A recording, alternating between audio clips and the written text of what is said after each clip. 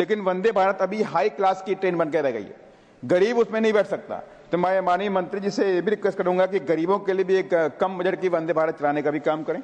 तो मैं माननीय मंत्री जी से चाहूंगा कि एक बार लखीमपुर की तरफ भी ध्यान दें, क्योंकि लखीमपुर में एक दुधवा नेशनल पार्क भी है, टाइगर रिजर्व पार्क भी है, बहुत अच्छा है। विविध प्रकार के जीव जंतु हैं, टाइगर है, लेपर्ड है, हिरन, तमाम तरह की चीजें वहां आपको देखने को मिलती हैं। लेकिन वो कनेक्टिंग नहीं थी उसकी, दिल्ली या मुंबई से कोई कनेक्टिंग ना होने की वजह से वहां पर जो टूरिस्ट का जो आना है वो पूरी तरह से रुका हुआ है। अगर ये कनेक्टिंग हो जाती तो बड़े स्तर पर दिल्ली से, मुंबई से, पूरे देश के तमाम लोग,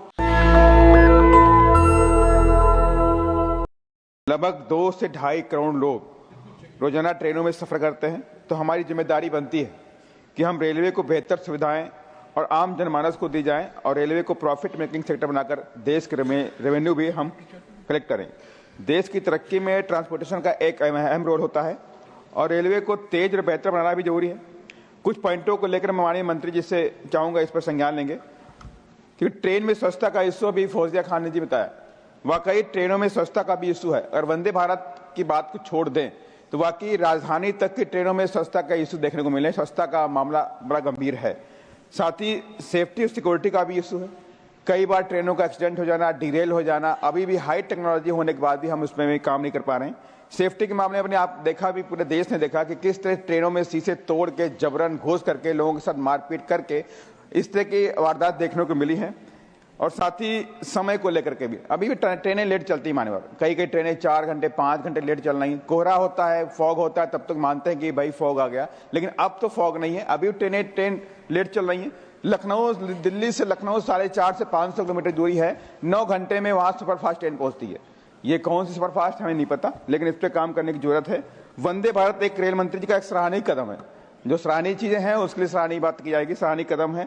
लेकिन वंदे भारत अभी हाई क्लास की ट्रेन बनकर रह गई है, गरीब उसमें नहीं बैठ सकता। तो मैं माननीय मंत्री जी से ये भी रिक्वेस्ट करूंगा कि गरीबों के लिए भी एक कम बजट की वंदे भारत चलाने का भी काम करें। मान्यवर, अभी भी जनमानस की तकलीफों के साथ में, धक्के मुक्के के साथ में जर्नी करनी पड़ती है। अभी दिवाली भी आई, होली भी आई, कुंभ भी आया, किस तरह धक्का मुक्की देखने को मिली। ट्रेनों पे, स्टेशन पे भगदड़ मची, कई लोग उसमें हताहत हो गए, मौत हो गई, इस तरह की चीजें हैं। इसको भी सिक्योरिटी और सेफ्टी को लेकर अभी रेल मंत्रालय को और ज्यादा इस पर काम करने की जरूरत है। साथ ही मैं माननीय मंत्री जी से ये भी चाहूंगा कि रेलवे के ट्रेन के अंदर अभी एक्स्ट्रा जनरल बोगी लगाने की भी खास तौर से जरूरत है। मैं माननीय लास्ट में रिक्वेस्ट करूंगा माननीय मंत्री जी से, मैं लखीमपुर खीरी से रहने वाला हूं, लगभग 40 लाख की आबादी है, 100 किलोमीटर का एक बॉर्डर एरिया है, नेपाल से लगता हुआ है। और लखीमपुर में आज तक दुर्भाग्य रहा कि कोई भी ट्रेन दिल्ली या मुंबई या कहीं और के लिए नहीं होती है। मैंने कई बार रिक्वेस्ट भी किया है, लेकिन अभी तक ये रिक्वेस्ट हमारी मानी नहीं गई।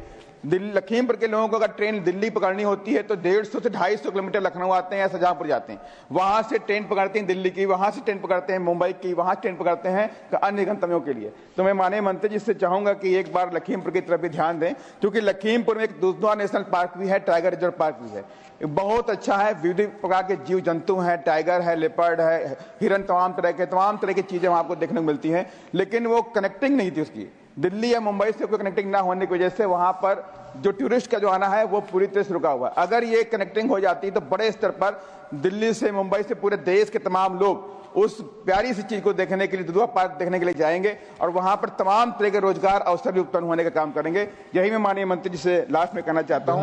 धन्यवाद। जय भीम, जय भारत। नेशनल दस्तक की आपसे गुजारिश है कि अगर इसको बचाना चाहते हैं तो नेशनल दस्तक को सब्सक्राइब करने के लिए रेड कलर के सब्सक्राइब बटन को दबाएं, फिर बेल आइकन की घंटी दबाएं। नेशनल दस्तक को बचाने के लिए बहुत जरूरी है कि हर खबर को शेयर करें, लाइक करें, कमेंट जरूर करें।